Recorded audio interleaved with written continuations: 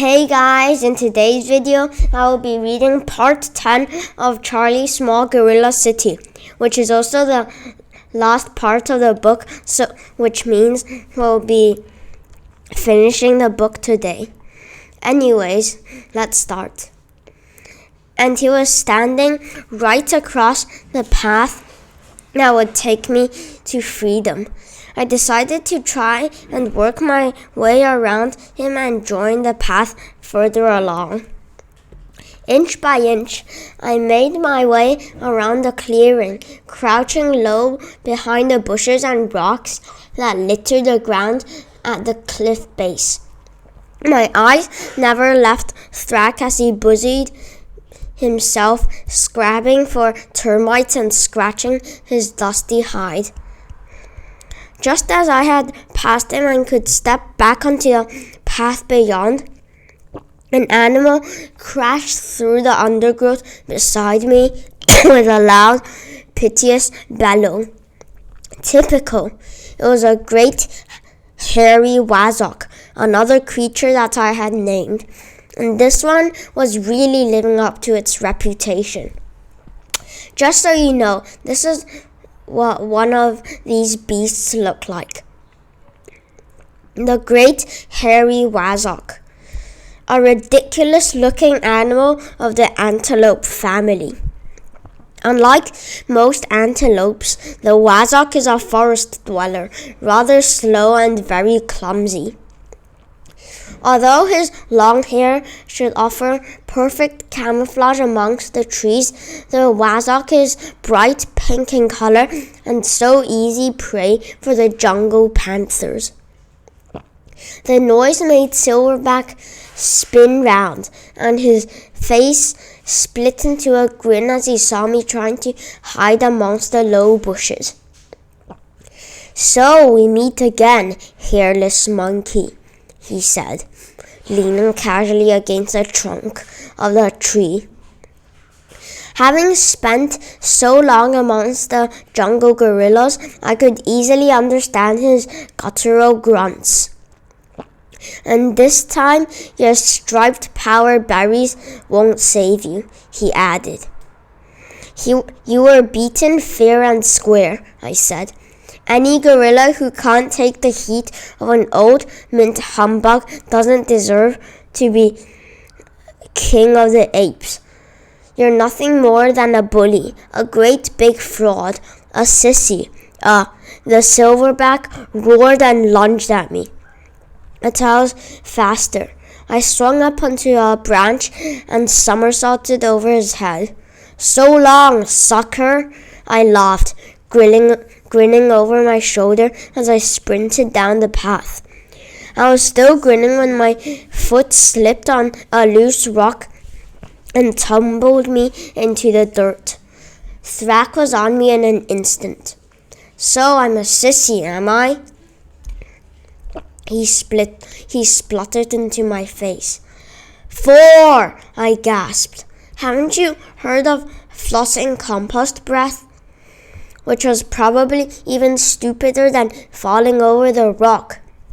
Because, with a mighty roar of indignation, Thrak picked me up in one hand and, spinning like an Olympic discus thrower, launched me high into the air. I sailed above the top of the jungle and, in a blur of green and blue, streaked across the sky at what seemed like 100 miles an hour. I glimpsed flashes of sky, then, tumbling through the air like an out-of-control acrobat, I spotted sea and then sand, and then, boing, I bounced off a vast bed of spongy seaweed, floating on the surface of the sea, and landed, quite unharmed, on the white sands of a palm-fringed beach. Where am I now? I sat dazed and dizzy from my gorilla-propelled flight and waited for my head to clear. After a few moments, I got to my feet and looked around. Where was I now? I couldn't believe that stupid, great interfering silverback had ruined my chances of getting home. The Bony Explorer's map would be useless now. Sure, it showed me the way out of the jungle. But now I was nowhere near the jungle. Instead, I seemed to be on a small island, one end of which was covered with palm trees, the other rising to a rocky hill. With a heavy sigh, I decided the best thing to do was climb the hill and get my bearings, so I scrambled through the scrubby bushes that fringed its base and started to climb the rocky outcrop. I was soon standing on the top of the hill. I could see straight away that the island was almost completely circular, with tall cliffs rising vertically out of a rock-strewn sea. I had, rather luckily, landed on the only stretch of beach on the island, bordering the sea in a hidden harbor that was almost encircled by steep rocky headlands. Anyone wishing to defend this island would find it a very easy task. And defend the island is what somebody was obviously prepared to do, for when I walked out along one of the bluffs, I discovered a great cannon overlooking the entrance to the bay. There was a pyramid of cannonballs and a strong box filled with gunpowder alongside it, and I could see a similar cannon at the end of the opposite bluff. I looked around nervously. Cannons meant people, but they also meant people expecting trouble, and people who might not like a visit from a boy who'd arrived out of nowhere. I felt sure I was being watched. It was the same prickly feeling I'd had when I entered the jungle all those months ago. But surely there were no grumpy silverbacks on this tiny island. I decided not to take any chances until I'd investigated the whole place. So I scrambled down from the hilltop and crept quietly along the fringe of trees on the beach.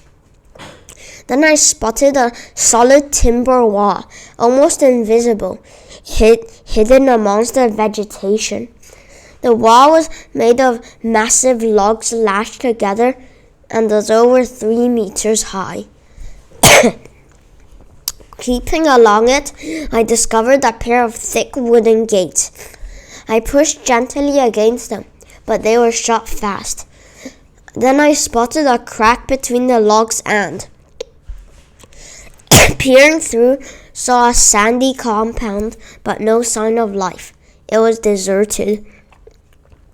Still with the uneasy feeling that I wasn't alone, I took the long scarf out of my rucksack and knotted one end, which I threw over the top of the wall. The knot caught between 2 of the sharpened logs. Pulling on the other end of my scarf to make sure it was secure, I scrambled up over the wall and jumped down into the compound. On the far side was a lean-to building, and I hurried up and tried the door. It was also locked, but looking through the dirtiest of its windows, I could see a table laden with amazing food. There were curled meats, salamis and loaves of bread, pickles and pies and pastries. I groaned. Food! Real food! I suddenly realized how hungry I was. I hadn't eaten anything since yesterday, and I had only eaten leaves, shoots, and fruit throughout my time with the gorillas. My tummy growled in anticipation, and I decided that even if it was stealing, I had to have a thick ham doorstop sandwich. I got out the strong hunting knife that I had found on a Bony Explorer and slipped it through the gap in the window frame. Sliding the blade off, I managed to lift the clasp on the window and it swung open. Without a moment's hesitation and not bothering to check if I was being observed, I scrambled through the window and dropped into the room on the other side. A feast fit for a king. I ran straight to the table and, pulling back a chair, sat down to a wonderful spread. I grabbed a loaf, not bothering to wonder at how fresh it was, ripped off a chunk and topped it with 2 thick slices of ham. These I smeared with pickle, adding sliced tomato, salami and cheese, and took a huge bite. It was absolutely delicious, but not enough. I spied a cold turkey leg and devoured that. I ate a whole pheasant pie and a plate of what might have been blubbery whale meat. I drank a tankard of foaming brown ale, which I poured from a barrel in the corner, and finished it off with a large slice of soggy bread pudding. Pushing my plate away, I gave a satisfied belch and yawned. I'd eaten rather more than I had planned and I was starting to feel very tired. I hoped the owners wouldn't mind me helping myself, but it was too late to worry now, so I decided to look around and try and find out who lived here. They were certainly an untidy lot. Plates were unwashed, knives left speared in the table, and the floor littered with scraps of rotting food. The bedroom was no better. Hung with a rows of hammocks. It was piled with filthy clothes that smelled like a skunk with a tummy upset. On the windowsill lay a row of large whale teeth, all intricately engraved with pictures of sailing ships and sea monsters. I decided the inhabitants were probably whalers or fishermen. Then I discovered a very heavy padlocked door.